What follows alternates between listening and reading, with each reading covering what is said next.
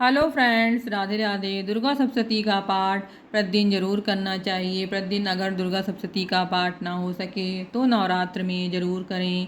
दुर्गा सप्तशती का अध्याय 3 श्री जगदम्बा का तेज हजारों सूर्यों के उदय काल के समान है। वह लाल रंग की साड़ी पहने हुए हैं। उनके शरीर पर खोपड़ियों की माला सुशोभित है। उनके दोनों वक्षों पर लाल चंदन का लेप लगा हुआ है। उनके हाथों में मालिका विद्या, अभय और वर मुद्रा है। उनका त्रिनेत्री मुख अत्यंत सुंदर दिख रहा है। उनके सिर पर चंद्रमा के समान रत्न जड़ित मुकुट है। वह कमल के आसन पर विराजमान है। मैं ऐसी देवी को अपनी भक्ति सहित प्रणाम करता हूँ। ऋषि कहते हैं कि जब राक्षसों की सेना इस प्रकार नष्ट हो रही थी, तब महान राक्षस सेनापति चूर क्रोधित होकर अंबिका देवी से युद्ध करने के लिए आगे बढ़ा। उसने देवी पर तीरों की वर्षा इस प्रकार शुरू की जैसे बादल धैर्यवान पर्वत के सिर पर जड़ की धारा बहा रहा हो। देवी ने अपने तीरों से उनके तीरों के समूह को सरलता से काट दिया और उनके घोड़े व अन्य हाथी भी मार डाले। त्रिशूल के धनुष, रथ, घोड़े और तीर नष्ट हो जाने के बाद वह राक्षस देवी की ओर तलवार और ढाल लेकर दौड़ा।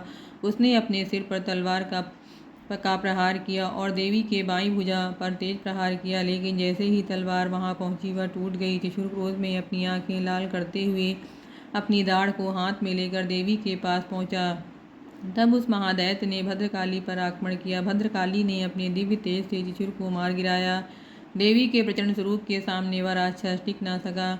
जब त्रिशूल ने अपने पूरे बल से देवी पर हमला किया, तब देवी ने अपनी शक्ति से उसे धराशायी कर दिया। उसका शरीर जो तेजस्वी सूर्य के समान चमक रहा था, देवी के प्रचंड प्रहार के आगे ध्वस्त हो गया। देवी के प्रचंड प्रहार से महादैत्य त्रिशूल के अनेक टुकड़े हो गए और उसका अंत हो गया। उसके जीवन का दीपक बुझ गया। त्रिशूल के निधन के बाद महिषासुर का सेनापति चामर, जो देवताओं को सताने वाला था, हाथी पर सवार होकर युद्ध करने आया। चामर ने देवी पर अपनी शक्ति से आक्रमण किया, लेकिन देवी ने अपनी दिव्य शक्ति से उसका आक्रमण विफल कर दिया। देवी की शक्ति से उसकी शस्त्र शक्ति धरती पर गिरकर खंडित हो गई। यह देखकर चामर क्रोधित हुआ, परंतु देवी ने उसे भी अपने बाण से मार गिराया। इसी बीच देवी का सिंह चामर के हाथी के सिर पर कूद पड़ा और पूरी ताकत से उससे युद्ध करने लगा। दोनों के बीच भीषण संग्राम हुआ। अंततः सिंह ने चामर को आकाश में उछाल दिया और गिरने के बाद अपने तेज नखों से उसका सिर धड़ से अलग कर दिया।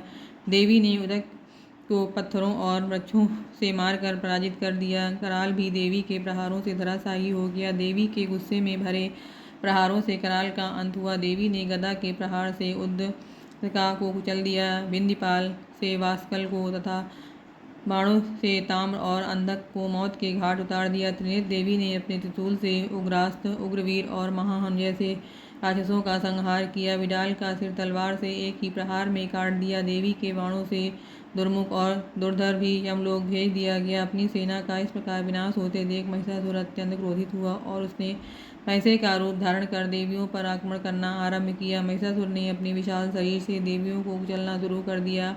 वह कभी अपने सींगों से वार करता तो कभी अपनी गज से सैनिकों को चकनाचूर कर देता। उसके गरजने से कुछ घायल हो गए, कुछ उसकी सांसों की तीव्रता से नष्ट हो गए। इस प्रकार उसने देवी की सेना को बिखेर दिया। राक्षस महिषासुर ने अपनी प्रचंड शक्ति से महादेव के सिंह पर हमला कर दिया। यह देख देवी जगदम्बा अत्यधिक क्रोधित हो उठी। दूसरी ओर महिषासुर अपनी शक्तियों का प्रदर्शन करते हुए कांपने लगा। महिषासुर ने अपनी पूंछ से ऊंचे ऊंचे पर्वतों को उखाड़ कर फेंक दिया। उसी गज से पृथ्वी फटने लगी और समुद्र अपने किनारों को तोड़ने लगा। उसकी सींगों की टक्कर से बादल फटने लगे। तेज हवा के झोंकों से पर्वत गिरने लगे। महिषासुर की इस भयंकर शक्ति को देखकर चंडिका देवी ने उसे मारने का दृढ़ संकल्प लिया। उन्होंने उसे पास जाकर घेर लिया और भयंकर युद्ध शुरू हुआ।